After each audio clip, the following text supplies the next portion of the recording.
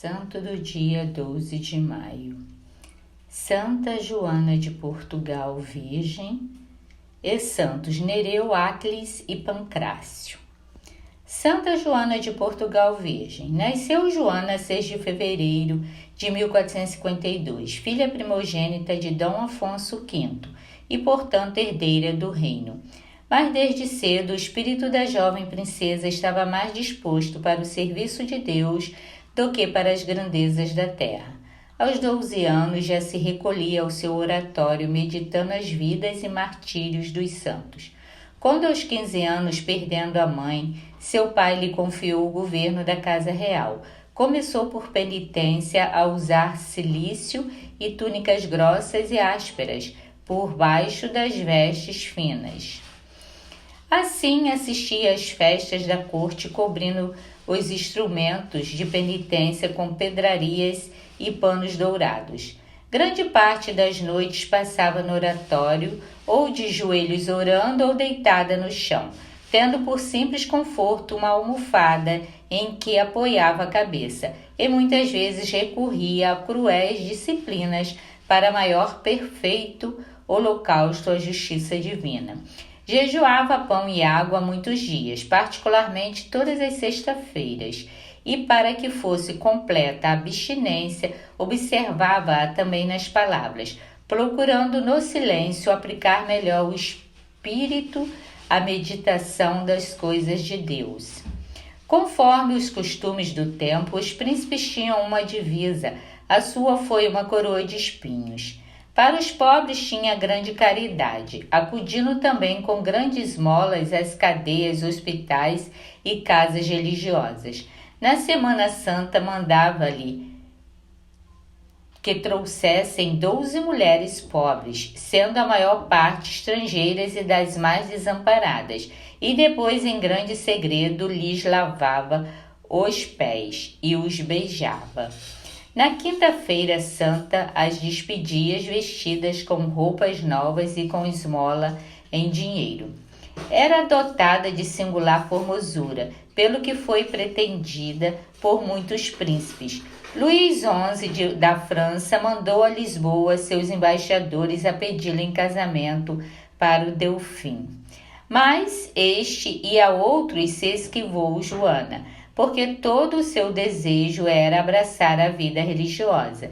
Em 1471, obteve licença do pai para recolher-se ao mosteiro de Velas, onde ela era abadesa, sua tia, Dona Filipa. O fato causou grande estranheza e descontentamento. Fizeram muita pressão sobre ela para que desistisse. Deus lhe revelou que essas importunações acabariam quando o pretendente morresse. A princesa escolhera o mosteiro de Velas, só provisoriamente, pois tinha os olhos postos no convento de Jesus de Aveiro, apesar de seu pai lhe ter aconselhado o de Santa Clara de Coimbra. Ela manteve firme seus propósitos e entrou no de Aveiro. Aí viveu santamente, dando-se a todos os exercícios religiosos, aos jejuns e penitências constantes e aos trabalhos mais modestos da comunidade, revelando sempre espírito caritativo e tão humilde, que a todos edificava, imolava seu corpo pela conversão dos pecadores.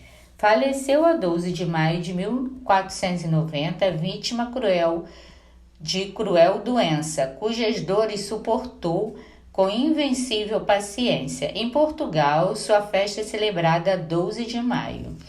Santa Joana de Portugal, Virgem, rogai por nós. Santos Nereu, Áclis e Pancrácio, mártires. Todas as estradas levam a Roma, diz um provérbio, e de Roma saem algumas das mais célebres estradas do mundo. Em duas dessas estradas, a sudeste e oeste, a Ardeatina e a Aurélia, foram sepultados os mártires Nereu e Aquiles e Procácio. Embora recordados, os 3 no mesmo dia, 12 de maio, o culto deles foi sempre separado, como dizem os compiladores do novo calendário. A memória dos santos Nereu e Aquiles e a memória de São Pancrácio são celebradas separadamente com formulários próprios segundo uma antiga tradição romana. Ao contrário, a memória de Santa Domitila, introduzida no calendário romano em 1595, deve ser cancelada, pois o seu culto não encontra fundamento algum na tradição. Isso resolve também a questão da época em que Nereu e Aquiles deram seu testemunho.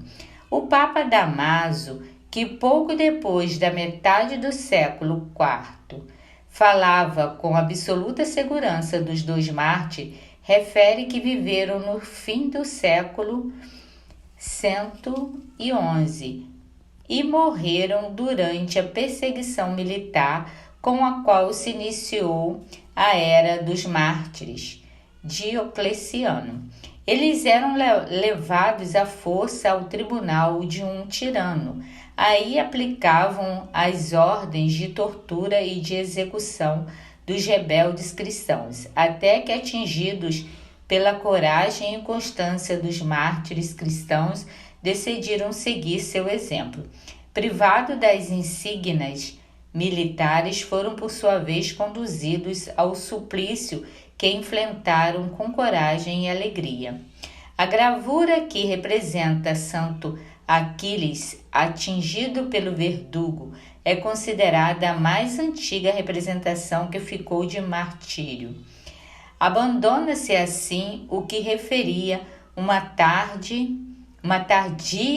e lendária paixão do século VI, que unia a tradição do martírio de Nereu e Aquiles com os de Petronila e Domitila, respectivamente filha de São Pedro e sobrinha do imperador Domiciano.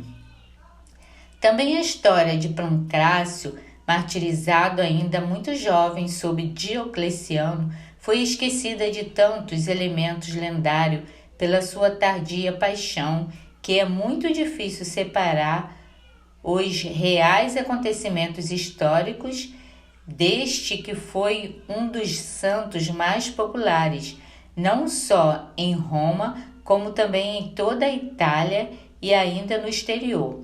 É o patrono da juventude de ação católica e dedicaram-se igrejas e mosteiros, a de Roma, ou fundada por São Gregório Magno, e a de Londres, por Santo Agostinho de Canterbury. E São Pancrácio é dedicada também uma estação do metrô de Londres, em inglês era Iseman, que fez de São Pancrácio uma das personagens principais de Fabiola. A lenda o tomou vigoroso, vingador da veracidade dos juramentos. Sua basílica era uma das estações quaresmais. Santo Nereu, Santo Aquiles e Santo Pancrácio, mártires, rogai por nós. Amém.